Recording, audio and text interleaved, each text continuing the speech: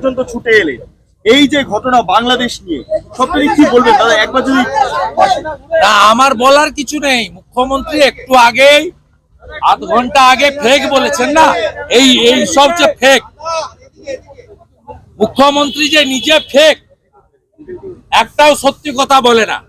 এই বরিশালের হালদার পরিবার, হালদাররা শিডিউল কাস্ট, তফসিলি পরিবার,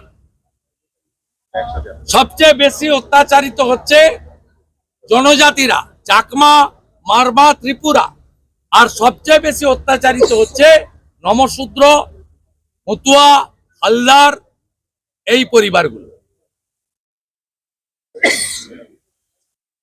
আমরা এদের পাশে আছি। মোটা কাপড়, মোটা ভাতের অসুবিধা হবে না, দরকার হলে বাড়ি খুলে এদেরকে রাখবো। এনাদের কি সিএ অবিলম্বে দেওয়া উচিত আপনি মনে করছেন এই মুহূর্তে? দেখুন, আমি